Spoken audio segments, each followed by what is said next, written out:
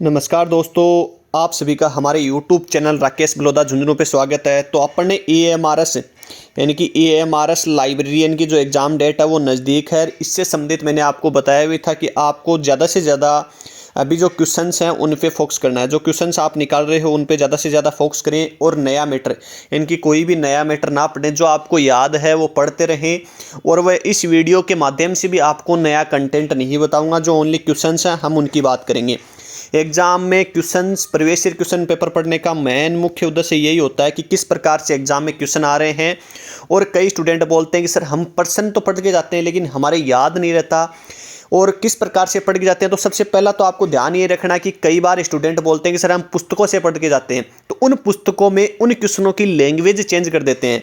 और language change करने के बाद उसमें क्या होता है कि समझ नहीं आता कि किस प्रकार से एग्जाम में क्वेश्चन अटेंड करना है और किस प्रकार से एग्जाम में क्वेश्चन पूछा गया है। उसका उदाहरण ही आज इस वीडियो में लेंगे। देखो, ज़्यादा समय नहीं मिलता, इसके कारण मैं आपको कुछ क्वेश्चन हैं या कुछ जो प्रीवियस ईयर क्वेश्चन पेपर है उनको, ओल्ड क्वेश्चन पेपर उनको करवा रहा हूँ, तो उनको आपको ये ध्यान देना है। और राजस्थान लाइब्रेरियन के जितने भी स्टूडेंट तैयारी कर रहे हैं उनके लिए खुशखबरी है कि जो हमारे एप्लीकेशन पे कोर्स लॉन्च हो रखा है उसकी आपको बुक के रूप में, उसकी भी आपको जो बुक है वो मिल जाएगी, यानी कि प्रिंटेड बुक मिल जाएगी। जो बच्चा कोर्स परचेज करेगा तो ये आपको ध्यान रखने योग्य बात है। राजस्थान लाइब्रेरियन के स्टूडेंट भी इसको खास कर देखें, क्योंकि आने वाले एग्जाम में आपको ऐसे पता लगेगा किस प्रकार के क्वेश्चन पूछे जाते हैं।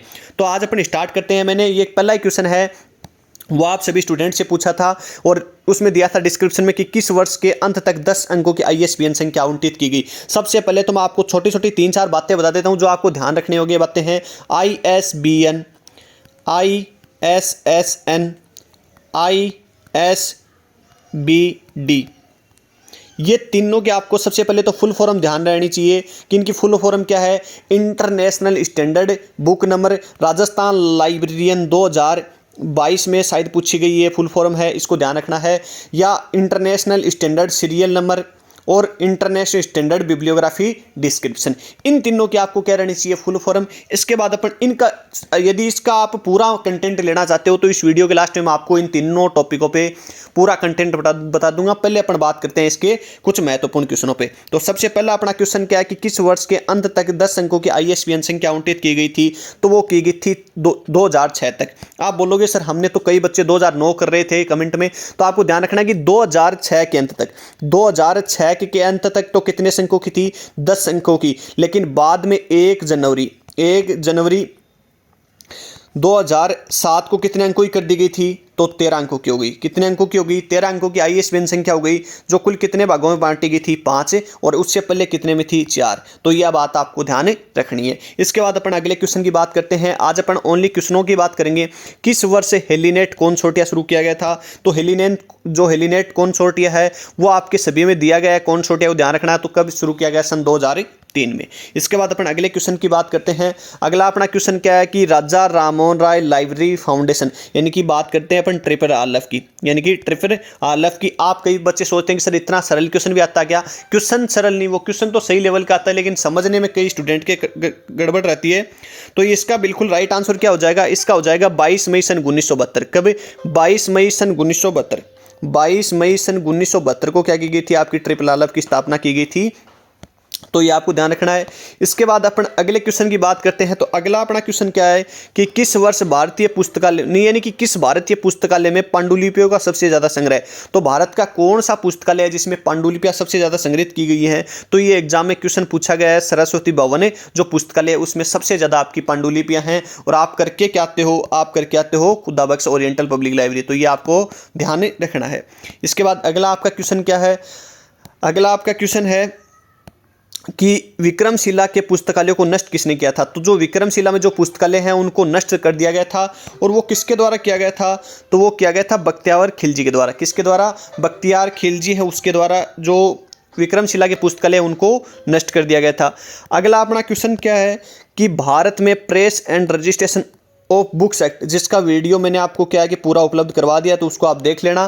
क्या है, पहला ऑप्शन सन 1967 नहीं, 1968 नहीं, 1954 1956। इसमें ऑप्शन नहीं दिया गया। Press and registration book act है वो सन 1867 है, 1867 है। तो शायद जो पेपर हुआ था इसमें मिस प्रिंटिंग हुआ होगा, यही पहला ऑप्शन इसमें क्या होगा, राइट होगा लगभग, यानी कि 1867। इसको क्या कर लेना आप, 1867 में जो आपका press and registration book act आया था उस समय आपको देखो इसमें थोड़ा सा मैं बता देता हूँ। वैसे तो इसको वीडियो में आपको अपने एप्लीकेशन पे पूरा दे रखा है कि जो अंग्रेज थे अंग्रेजों के खिलाफ क्या है कि भारत में लोगों ने आवाज़ उठाई अंग्रेजों को निकालने के लिए, और उस आवाज़ को दबाने के लिए अंग्रेजों ने एक अधिनियम बना दिया था कि भारत में press and registration book act, इस एक्ट के तहत अंग्रेजों की यानी कि इस बुक अंग्रेजों की अनुमति के बिना कोई भी व्यक्ति क्या नहीं कर सकता था, कोई भी किसी भी प्रकार की बुक और कोई भी प्रेस से संबंधित बुक या कोई भी समाचार पत्र है या कोई भी पत्रिका है वो प्रकाशित नहीं कर सकता था। इसका मुख्य उद्देश्य यही था। एक एग्जाम में पूछा गया है कि इसका मुख्य उद्देश्य क्या था, और नीचे ये दे रखा था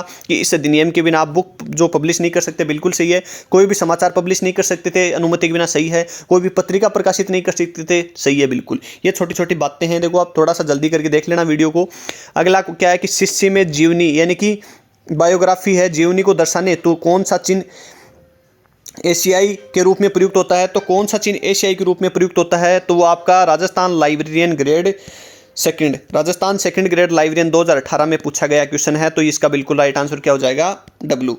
इसके बाद अपन अगले क्वेश्चन की बात करते हैं। तो अगला क्वेश्चन क्या है कि तत्काल पूर्व के संदर्भ के अलावा पूर्व में किसी अन्य संदर्भ को दर्शाने हेतु प्रयुक्त होता है, तो उसके लिए आप प्रयुक्त किसको करते हो, ई बिड को। किसको प्रयुक्त करते हो, ई बिड। ये आपका क्या हो जाएगा, इसमें बिल्कुल राइट आंसर हो जाएगा।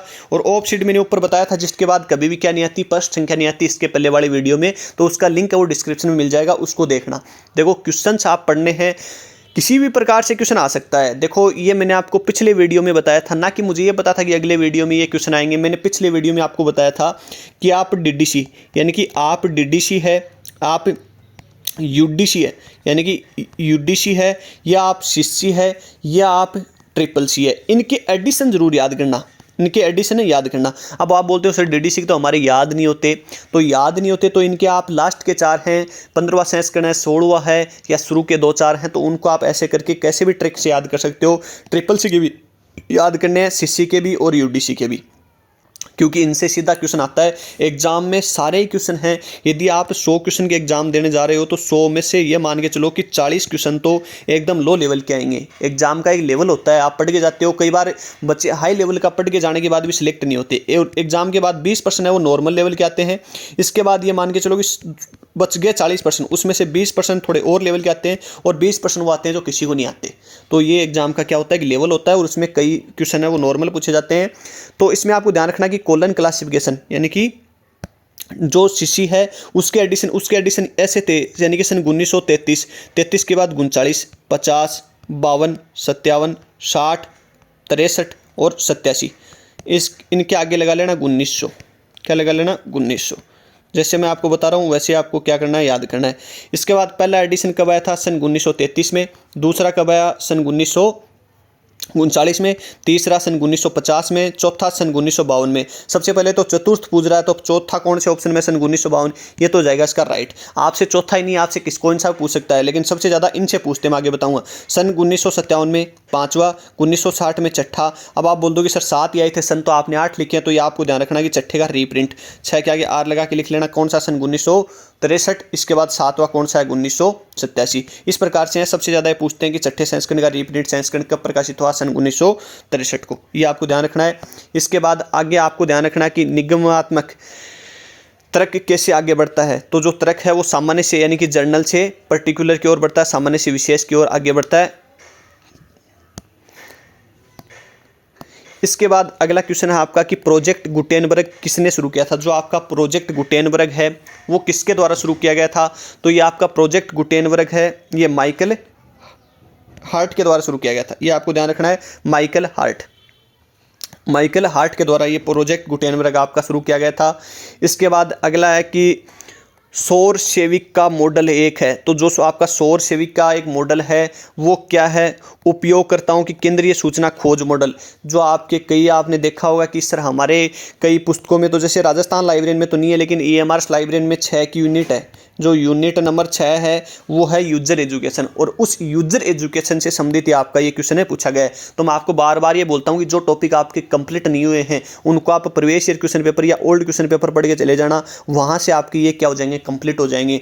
आपके लिए सबसे बड़ी खुशखबरी ये है कि जो हमारे एप्लीकेशन भी आपको ये प्रोवाइड करा रहे हैं, लेकिन आपको ये नहीं है कि आपको एप्लीकेशन पर ही जाना, आपको जहाँ से भी प्रीवियस ईयर क्वेश्चन पेपर मिले वो पढ़ लेना। एप्लीकेशन पे आपको लगभग 35 या 40 प्लस जो टेस्ट पेपर हैं यानी कि प्रीवियस ईयर क्वेश्चन पेपर हैं, इसके अलावा 70 प्लस मॉडल टेस्ट पेपर हैं जिनकी पीडीएफ आपको वहाँ पे उपलब्ध है। इनकी सभी की विद आंसर की पीडीएफ उपलब्ध है, तो वहाँ से भी आप इसको देख सकते हैं, कोई दिक्कत नहीं है, कोई ज़्यादा चार्ज नहीं है। इसके बाद अपन अगले क्वेश्चन की बात करते हैं, तो इसका बिल्कुल राइट आंसर कौन सा हो जाएगा, उपयोगकर्ता की केंद्रीय सूचना खोज मॉडल के रूप में सोर्स से वीक मॉडल एक है। इसके बाद अगला है कि डॉक्टर रंगनाथन द्वारा निर्मित मॉडल लाइब्रेरी एक्ट को ऑल एशियन एजुकेशन कॉन्फ्रेंस में कब प्रस्तुत किया गया, तो वो कब प्रस्तुत किया गया था आपका, तो ये ध्यान रखना सन 1930 में। कब, सन 1930 में। राजस्थान लाइब्रेरियन 2016 का क्वेश्चन है, ठीक है। इसके बाद देखो एक ही क्वेश्चन में बार बार एग्जाम में बता रहा हूँ जो पूछे गए हैं। अगला क्वेश्चन भी पूछा गया है कि निष्क्रिय किन संस्थानों के विलय से 30 सितंबर सन 2002 को अस्तित्व में आया था, तो किन दो संस्थानों के अस्तित्व में आया था, इंसडोग और निष्क्रिय। ये राजस्थान लाइब्रेरियन, जो पेपर आप उठा के देखोगे ना तो आपको देखने को मिल जाएगा। राजस्थान लाइब्रेरियन सन 2018, राजस्थान लाइब्रेरियन सन 2018 में एक एग्जाम हुई थी 12 पोस्ट के लिए, शायद आपको इसी पीडीएफ में देखने को मिल जाएगा। मैं आगे आपको दिखा दूंगा, ये बहुत बड़ी पीडीएफ है जिसमें बहुत सारे पेज हैं। इसके बाद अगला अपना क्वेश्चन क्या है कि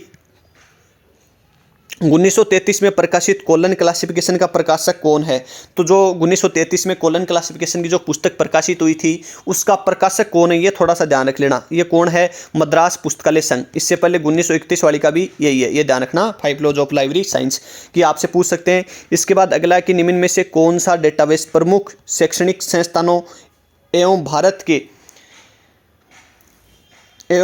के अन्य अनुसंधान एवं विकास संस्थानों में कार्यरत वैज्ञानिक शोधकर्ता और अन्य सदस्यों को प्रोफाइल तैयार करता है, तो यह प्रोफाइल कौन तैयार करता है, तो यह आपकी करता है विद्वान। और विद्वान किसका एक प्रोग्राम है, तो ये ध्यान रखना किसका, इनफ्लिबनेट। किसका, इनफ्लिबनेट। ये इनफ्लिबनेट के बारे में बहुत बार एग्जाम में क्वेश्चन पूछा जाता है कि जो सीधा एग्जाम में क्वेश्चन आपको देखने को मिलता है।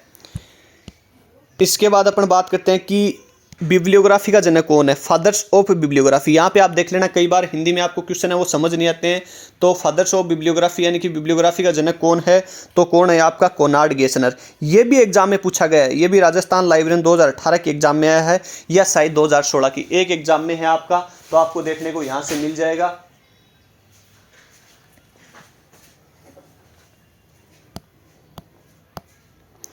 इसके बाद अगला क्वेश्चन है, ये भी आया हुआ है। आप बोलोगे सर सभी क्वेश्चन आएंगे, ये भी एग्जाम में आया है और ये शायद केवीएस के एग्जाम में आया एक बार और या शायद राजस्थान लाइब्रेरियन के एग्जाम में सूचना साक्षरता शब्द। ये क्वेश्चन आपको वो क्वेश्चन है जो हमारी टीम भी आपको एक अलग से टेस्ट पेपर में प्रोवाइड कराती है, कहीं भी पढ़ाया नहीं जाता। सूचना साक्षरता मॉडल या तो पढ़ा देते हैं या नहीं पढ़ाया जाता, तो सीधा एक ही क्वेश्चन आता है, सूचना साक्षरता मॉडल सन 1974 पालजी जरकोर्सी। तो ये देख लेना इसमें कौन सा है, ये बिल्कुल राइट आंसर हो जाएगा आपका ए। इसके बाद अपन अगले क्वेश्चन की बात करते हैं, तो अगला आपका क्वेश्चन हो जाएगा प्रसिद्ध, ये जो आपकी प्रसिद्ध द थर्ड वेव नाम की जो पुस्तक है उसका लेखक कौन है, तो उसका लेखक आपका कौन है, एल्विन टॉपलर इसका द थर्ड वेव नाम की पुस्तक का लेखक है। इसके बाद अपन बात करते हैं कि आरडीए यानी कि ACR2 से संबंधित आरडीए में क्या संरचनात्मक भिन्नता पाई जाती है, और इसमें क्या दिया गया है कि आरडीए किस वर्ष प्रकाशित किया गया, तो सन 2010 में। कब, सन 2010 में। तो ये इसको ध्यान रख लेना पूरा। इसके बाद अपन बात करते हैं कि ये देखो ये क्वेश्चन है, ये जो टॉपिक है ना अभी आपके चल रहे हैं, ये टॉपिक आपके पूरे दिए गए हैं राजस्थान लाइब्रेरियन में, ये आपके राजस्थान लाइब्रेरियन में पूरे आएंगे। और पूरे आने का मतलब क्या है कि कहीं से भी डीप क्वेश्चन पूछ सकता है। ये क्वेश्चन क्या है कि ACR2 का अध्याय 10 है, यानी कि जितने भी उसमें अध्याय हैं उसमें अध्याय 10 किससे संबंधित है। आपको पूछ ले कि अध्याय 7 किससे संबंधित है, 6 किससे संबंधित है, तो ये ध्यान रखना कि जो अध्याय 10 है वो आपका 3 आयामी कलाकृतियों से संबंधित है, तो ये आपको ध्यान रखना है। इससे संबंधित हमारे एप्लीकेशन पे पूरा का पूरा कोर्स लॉन्च हो रखा है, जिसकी कुल फीस है वो 2200 रुपये रखी गई है, जिसमें आपको एक प्रिंटेड बुक के रूप में भी नोट्स दिए जाएंगे ताकि आप उनको देख के पढ़ सकते हो। इसके बाद अपन बात करते हैं आगे कि किसके अनुसार प्रबंध अन्य लोगों से प्रयासों के माध्यम से परिणाम की प्राप्ति है। जो प्रबंधन है वो प्रबंधन अन्य लोगों के प्रयास के माध्यम से जो परिणाम की प्राप्ति की जाती है, ये तो कहा था आपका किसने, लॉरेंस एल्पी ने। और लोगों से कार्य कराने की कला, ये किसने कहा था, यानी कि लोगों से कार्य कराने की कला ही क्या प्रबंधन है, ये किसने कहा, ये आप मेरे को कमेंट करके बताओगे। इसके बाद अगला क्वेश्चन है कि लोगों के बारे में दो बुनियादी धारणाएं, यानी कि लोगों के बारे में दो बुनियादी धारणाएं काम के प्रति दृष्टिकोण के आधार पर थ्योरी एक्स व वाई। सीधा सीधा मैं आपको देखता हूँ, ये इतना क्वेश्चन आपको पढ़ने की जरूरत ही नहीं है, आप इसको सीधा ऐसे रट के जाओगे। थ्योरी एक्स वाई वो किसने दी थी, तो डगलस मैकग्रेगर ने। किसने, डगलस मैकग्रेगर, इसका बिल्कुल राइट आंसर हो जाएगा। एम्बियो पीटर ड्रकर, ऐसे सीधा आप रट के चले जाओगे तो आपका क्या हो जाएगा, राइट हो जाएगा आंसर। इसके बाद अपन बात करते हैं कि डॉक्यूमेंटेशन शब्द किसने प्रतिपादित किया था। तो डॉक्यूमेंटेशन शब्द किसने प्रतिपादित किया, वही दो व्यक्ति हैं जो पॉल हॉटलैंड व हिंडला फोंटेन जुड़े हुए हैं। तो इसमें बात क्या हो जाएगी आपका, पॉल हॉटलैंड के द्वारा क्या किया गया था, डॉक्यूमेंटेशन शब्द दिया गया था। आप मेरे को एक पुस्तक बताओगे, ट्रेट दी डॉक्यूमेंटेशन नाम की पुस्तक है, वो किसके द्वारा लिखी गई है, कमेंट में आपको बताना है। इसके बाद अपन बात करते हैं कि फॉर्मेटिंग प्लान, जो फॉर्मेटिंग प्लान है वो किससे संबंधित है, तो वो आपका किससे संबंधित हो जाएगा, पुस्तकालय सहयोग से संबंधित हो जाएगा। लाइब्रेरी कॉरपोरेशन, जिसका पुराना नाम क्या है, पुस्तकालय सहयोग, ये आपको ध्यान रख लेना है। इसके अलावा है कि निम्न में से एमएल को बताइए। तो निम्न में से एमएल कौन सा आपका, काउ केफ सिद्धांत, ओस्मोसिस सिद्धांत, वॉल फीचर सिद्धांत, होल ऑर्गन सिद्धांत, ये आपके तीन तो क्या हैं, ये तो पक्ष अनुक्रम के सिद्धांत है। क्या है, पक्ष अनुक्रम के सिद्धांत हैं। बाकी ओस्मोसिस का सिद्धांत इसमें नहीं है, तो ये आपको ध्यान रख लेना है कि ये कौन सा हो जाएगा, बिल्कुल एएमएल। ये सभी आपको 4 के 4 हैं। राजस्थान लाइब्रेरी में आपको अच्छे से पढ़ के चले जाना है, क्योंकि यहाँ से एक एग्जाम में क्वेश्चन आपके आने की पूरी संभावना रहेगी।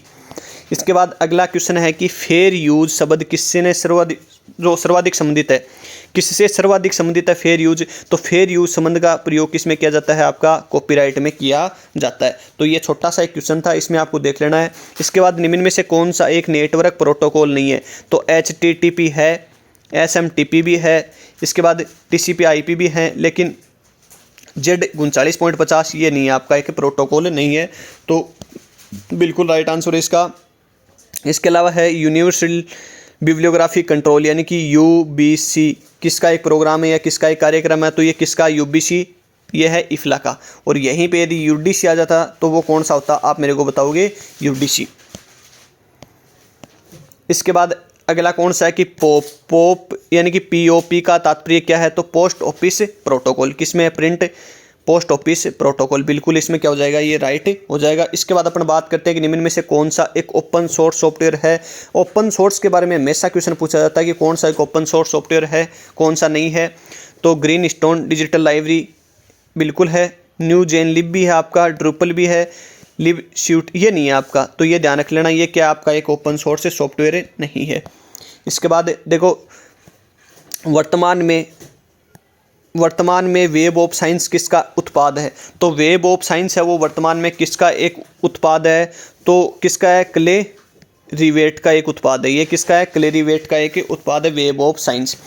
मिलियन बुक प्रोजेक्ट किसके द्वारा शुरू किया गया था, तो मिलियन बुक प्रोजेक्ट है वो किसके द्वारा शुरू किया गया था, कार्नेगी मिलन विश्वविद्यालय के या कार्नेगी मिलन यूनिवर्सिटी के द्वारा शुरू किया गया था। अगला है कि 2006 में पुनः मुद्रित पुस्तक 5 लॉज ऑफ लाइब्रेरी साइंस का कॉपीराइट किसके पास है। मैंने आपको बताया था इसी वीडियो में ऊपर 1931 में किसके पास था, और अभी किसके पास है, अभी किसके पास है, सीरियल्स के पास। इसका पुनः राइट जो कॉपीराइट है वो है 2006 में इसको पुनः मुद्रित किया गया था। और इसमें छठा सूत्र भी जोड़ा गया था, आपको कमेंट करके बताना कि छठा सूत्र कौन सा था। इसके बाद अगला है कि DESIDOC journal of library and information technology की आवधिकता क्या है, तो इसकी जो आवधिकता यानी कि इसकी पूछ रहा है अवधि क्या है, अवधि क्या है, तो अवधि क्या हो जाएगी इसकी, मासिक नहीं है, द्वैमासिक। हाँ बिल्कुल द्वैमासिक इसकी क्या है, अवधि है। ये क्वेश्चन आपको कमेंट में बताना है, ये क्वेश्चन आपको कमेंट में बताना। अगला कि मैकग्रा-हिल इंसाइक्लोपीडिया ऑनलाइन संस्करण किस नाम से जाना जाता है, राजस्थान लाइब्रेरियन सन 2018। और इसके बाद KVS लाइब्रेरियन में भी आया था 2021-22 के आसपास। तो इसको बताना है कि इसका राइट आंसर क्या हो जाएगा, चारों में से आपको देख के बताना है। अब आपको मैं देखो टॉपिक से आपसे संबंधित मैंने आपको प्रॉमिस किया था कि सबसे पहले मैं आपको 2-3 टॉपिक करवा दूंगा ताकि आपको समस्या नहीं आएगी। तो मैं आपको यहाँ पे 2 टॉपिक करवा देता हूँ, थोड़ा सा इसको आप नोट्स के रूप में लिख सकते हैं। सबसे पहले मैं आपको टॉपिक करवाऊंगा कौन सा, ISSN यानी कि ISSN के बारे में आपको थोड़ा बताएंगे। उसके बाद बताएंगे आपको ISBN के बारे में, और इसके बाद बताएंगे आपको ISBD के बारे में। ISBD थोड़ा थोड़ा आप लिख लोगे तो आपको क्या है कि याद रह जाएंगे। इनके कुछ पॉइंट है जो सीधे सीधे एग्जाम में पूछे जाते हैं। इसका पहला पॉइंट है कि ISSN है, इसकी स्थापना कब की गई? सन 1971 में। कब? सन 1971 में, जो ISO के द्वारा की गई थी। किसके द्वारा? ISO के द्वारा। इसके बाद इसका प्रकाशन है, इसका प्रकाशन कब शुरू किया गया? सन 1975। कब? सन 1975। यानी कि ISO ने कहा कि इसका प्रकाशन शुरू करेंगे 1971 में, लेकिन इसका प्रकाशन कब शुरू किया गया? सन 1975 में। कब शुरू किया गया? सन 1975 में। उसमें कुल कितने डिजिट होते हैं? ISSN में तो कितने डिजिट होते हैं आपके? 8 होते हैं। और इसके भाग कितने होते हैं? तो 2 भाग होते हैं। PISSN यानी कि प्रिंट में होता है उसको P और इलेक्ट्रॉनिक में होता है उसको E। भारत में ISSN कौन देता है? ये ध्यान रख लेना बस। एक क्वेश्चन ये पूछा जाता है कि भारत में ISSN यानी कि ISSN कौन प्रकाशित करता है, कौन प्रदान करता है? तो आपका कौन सा हो जाएगा? निष्क्रिय। जो आपका कौन सा हो जाएगा? निष्क्रिय NSL। ये आपको थोड़ा सा इसमें क्या रख लेना, ध्यान रख लेना है, नेशनल साइंस लाइब्रेरी। और इसमें कोई ज़्यादा बड़ा सिस्टम नहीं है, तो इसका फुल फॉर्म लिख लेना। या ISBD के बारे में थोड़ा सा मैं आपको बता देता हूँ। ISBN बता देते हैं पहले। ISBN क्या है? तो ISBN आपको मैंने बता दिया कि भारत में कब से दिया जा रहा है? सन 1985 से। कौन देता है? RRF। कौन? RRF। ये ध्यान रख लेना। इसके बाद ISBN, फादर्स ऑफ ISBN कौन है? तो वो आपका कौन है? डेविड व्हिटकर। कौन है? डेविड व्हिटकर। इसको लिख लेना, फादर्स ऑफ ISBN। आपसे बड़ी एग्जाम देते हो तो इसको पूछ सकते हैं। इसके अलावा और भी आपसे पूछ सकते हैं कि इसमें कुल कितनी डिजिट होती है। तो ये जैसे ही जब इसकी स्थापना की गई थी तो आपको ध्यान रखना है उसमें 9 डिजिट थी। उसके बाद उसमें कुल कितनी थी? 10 को कितने भागों में बांटा गया था? 4 भागों में। उसके बाद 1 जनवरी सन 2007 में कितनी हो गई? 13 को कितने भागों में बांट दिया? 5।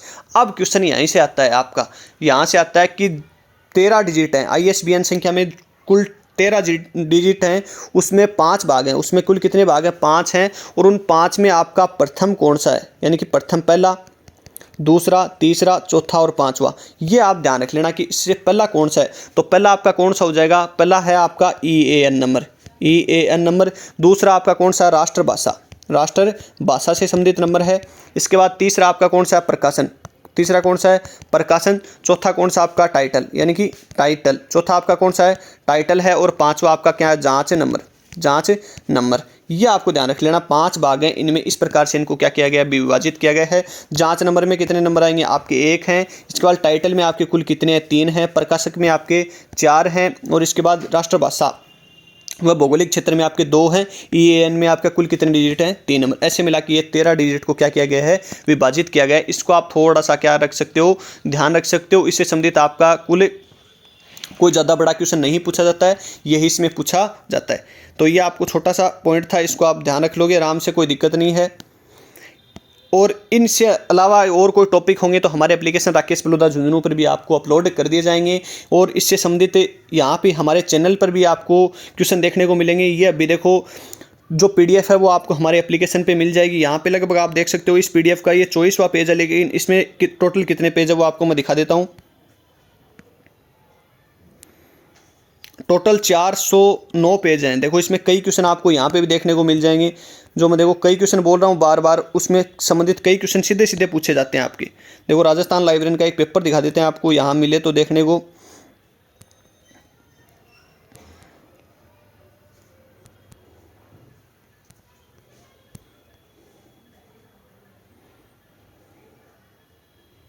ये क्वेश्चन जो टिक लगे हुए हैं सही नहीं है बिल्कुल, जो हमारी टीम ने सही बनाए इन क्वेश्चनों को, तो वो आपको देखने को मिल जाएंगे, वहाँ पे कोई दिक्कत नहीं है।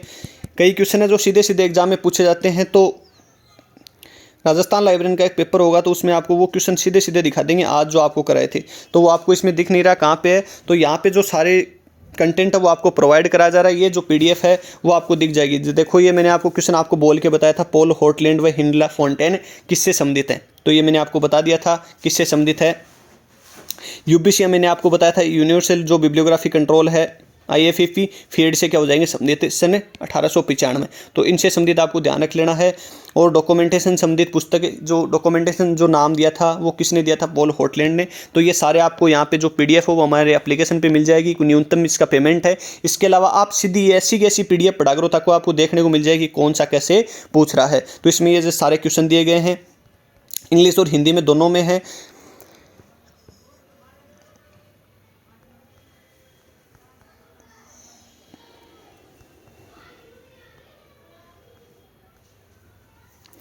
इसके अलावा अगला जो पार्ट है वो आपका जल्दी अपलोड कर देंगे। जय हिंद, जय भारत।